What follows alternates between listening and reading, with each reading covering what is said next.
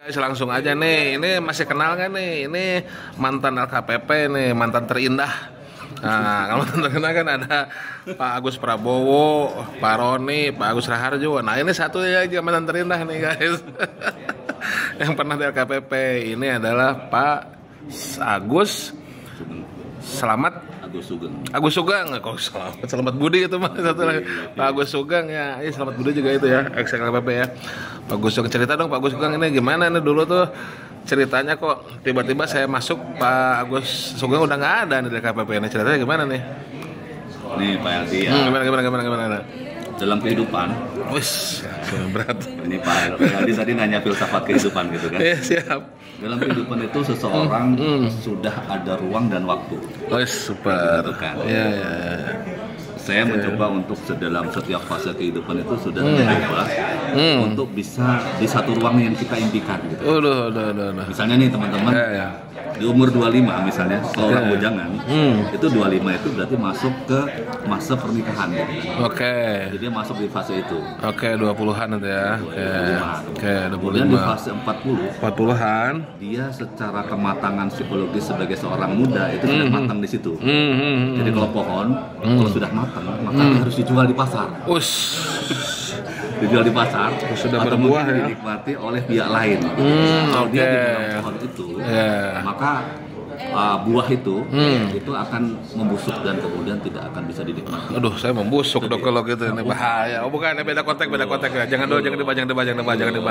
Jangan dibahas itu ya. Oke, lanjut ya. Dengan demikian maka seseorang pepatah life begin at 40.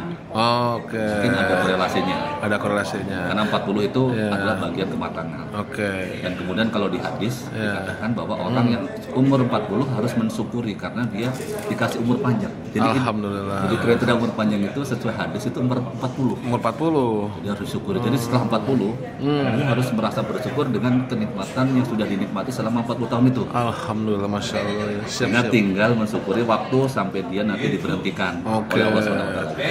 Berarti Pak Agus Sugeng ketika meninggalkan LKPP itu umur 40-an itu? 41. Berarti itu dalam rangka bersyukur itu ya? Bersyukur, karena udah 40. Sudah 40. Siap. Terus perjalanan itu ya, kemana tuh ke dunia? Masih dalam dunia pengadaan atau kemana nih? Masih ada ya pengadaan. Kita mencoba untuk pertama dari sisi kompetensi. Kita, kebiasaan kita yang paling sederhana saat itu kan mengajar level dasar. Karena lembaga yang butuh pemahaman kita, kita dipakai. Jadi kita masuk ke pasar bebas. Uji coba. Kalau kita kepakai, berarti lembaga itu suka, peserta juga suka. Masih kita kepakai karena sifatnya bukan mandatory dari institusi, tapi sifatnya perikatan antara pribadi dengan pribadi. Jadi kalau suka dipakai, gitu kalau nggak dipakai.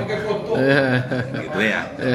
Ini mantan terindah, Agus Prabowo, Agus Raharjo, Agus Sugeng. Agus Rarip belum jadi mantan, belum. Gitu ya. Jadi passionnya Pak Agus Sugeng ini ke pengajaran juga, pengajaran di kampus, masih ngajar. Tapi saya karena background keuangan, kadang banyak ngajar di bidang keuangan. Falsafah tentang keuangan termasuk keuangan keluarga mungkin. Oh, keluarga. Dulu emang dari setan apa? Dari setan. Ya guys, anak setan. Hebat tuh, saya aja nggak bisa masuk setan, susah loh masuk setan tuh dulu tuh. Waktu zaman 90-an tuh favorit ya kan, maksudnya. Favorit tuh masuk setan tuh susah itu. Ya harus kuat matematikanya, harus kuat berhitungnya lah. Jadi orang-orang dari stan itu emang mantap-mantap tuh ya. Ya bukan itu, sebenarnya saya itu salah sekolah, harusnya masuknya ke sama kayak Pak Heldi nih, teknik sipil sebenarnya masuk. Sipil. Ya, terus? Tapi karena stan juga masuk kan jadi orang bingung nih, jadi nggak jelas gitu. Maksudnya Sepan Maharo dulu nggak masuk? Masuk. Sipil, ya bagus atau kenapa gitu? Masuk. Ya, stan masuk. Iya, karena lebih bagus setan berarti kan milik. Kan bisa jadi sesuai dengan karakter masing-masing bisa berbeda kan gitu. Iya. Kalau saya justru udah nggak pede duluan. Wah, setan kayaknya susah nih. Udah Sepan Maharo aja deh. Mantap. Berarti seangkatan sama siapa tuh setan tuh? Pak siapa? Burhanuddin. Oh, ya itu di bawah saya. Dia bawa Budia di atas gitu ya. Budia. Dikit lah. Dikit. Ya. Terus siapa lagi tuh? Pak Awan ya. itu di bawah. Di bawah. Itu udah senior lah. Saya udah tua lah, bukan senior, udah tua. Ketua ya. Kalau senior kan senang nipu orang, Pak. Iya, asal jangan senang istri orang ya. Bahaya itu. Sana ya. Jadi apalagi nih tentang pengadaan. Jadi gimana pengadaan nih? Begini. Apa pengadaan apa? Pengadaan secara falsafah nih ya. Saya melihat ilmu belanja ini. Oke. Ini kan filosofinya kan ilmu belanja. Oke. Pertama, pengadaan itu biasanya akan lebih cocok, lebih efektif, efisien dan valid kalau dikerjakan oleh ibu-ibu. Oh, oke. Karena Terus? belanja. Karena belanja. The power of mama betul ya. Pertama kenapa? Karena di situ ibu-ibu itu kan biasanya berpikir dia seolah-olah rumah dia belanja. Rumah dia belanja, oke. Kemudian pakai perasaan juga kan, perasaan Betul, dalam. betul. Beda 1-2 rupiah, Iya. bisa ganti warung. Ahli nego ya. Ahli nego. Terus ada ini juga ada jurus ini Pak, jurus pamungkas. Jurus balik badan itu. Yuk dok, nggak mau kan? Oh bu, pakai lagi katanya. Oh. Jadi maksudnya gimana? Arahnya kemana nih? Apa maksudnya ahli pengantin perempuan atau gimana nih? Bukan. Berbasis Jadi, gender atau gimana? harus dilihat dari perspektif orang yang feminin, dalam arti belanja itu kita kalaupun laki-laki tapi cara belanjanya feminin. Jadi memperhatikan berbagai macam aspek, baik aspek logika, aspek perasaan, aspek secara filosofinya, sehingga kemudian mutu dari barang itu akan secara mutu sama quality food ya, mutu kemudian nilai dan perasaannya itu masuk. Jadi kalau kita beli barang nggak kemahalan, itu kan perasaannya. Pertama dari perasaan, mutunya bisa dijamin. Seringkali kan karena nggak pakai perasaan, beli-beli aja. Ya makanya dalam bahasa tertentu kayak Perancis ya, ataupun dalam konsep tertentu ada istilah gitu ya. Ini apa? Laki-laki ini perempuan, jadi seperti digenderkan gitu ya. Seperti ada gendernya. Jadi pengadaan tuh gendernya sebenarnya perempuan ya. Oh, arahnya begitu. Siap. Berarti harus dengan rasa ya. Harus dengan penjiwaan ya. Dan harus tadi perhitungan yang lebih cermat. Iya, itu karakteristik begitu ya. Dan dia harus tadi, Pak yang dibilang power of mama, harus ada kenekatan. Dan kiri belok kanan, gitu. Kadang-kadang juga nekatnya di situ kan. Waduh. Harus resiko juga, inovasi ya. Inovasi. Risk-taker terutama. Tapi terukur. Tapi mama terukur nggak ya? Ya kalau contoh kan itu contoh yang ekstrim kan. Tapi ngambil resiko di situ itu bagian yang penting dalam PBJ. Kalau dia nggak berani jadi risk taker akan sulit. Ya. Makanya kan banyak masalah karena tidak risk taker. Jadi harus berhitung dari awal risiko apa yang akan ditanggung dari PBJ itu dia harus bisa tentukan. Yang penting niatannya memang bukan untuk lain-lain ya, bukan untuk fraud, bukan untuk yang lain. Dari nawaitunya kan. Nawaitunya betul. Nah, itu yang berat itu. Siap. Jadi sekarang kesibukan apa aja nih?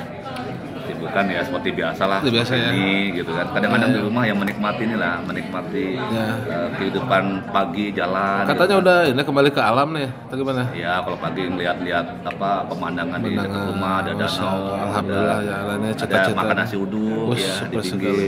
Jam-jam 8 sekarang ini rumah udah di desa kan, udah kampung belum?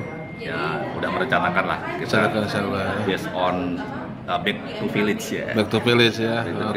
Rasakan lah, menikmati tadi mensyukuri kehidupan udah lewat 40, apalagi 50. Keren tuh ya. Sama ada cita-citanya guys, pingin hidup di kampung, ada sawah, ada kebun itu ya. Mantap ya. Mudah-mudahan bisa, semoga ya. Kalau mudah-mudahan kan mudah dimudahin ya, semoga bisa tercapai cita-citanya. Oke. Pak Agus Sugeng, apalagi ada pesan-pesan terakhir sebelum meninggalkan alam yang kepanang ini? Ya ini dengan revisi Perpres baru nih, Pak Aldi kan orang yang paham tentang dalamannya Perpres gitu ya. Harapannya memang Perpres ini bukan hanya sekedar formal dipahaminya, tapi sampai ke filosofinya gitu. Iya betul. Karena pengadaan, setelah prinsip pengadaan itu bukan hanya sekedar dinyatakan dalam kalimat verbal, tapi juga masuk secara filosofi maupun secara perasaan. Keluarnya uang itu bisa kita jiwai, bisa kita rasakan, dan itu merupakan satu kemanfaatan buat banyak orang. Tuh guys, dilakukan dengan baik. Itu siap. Aduh makasih nih Pak Agus Sugeng nih.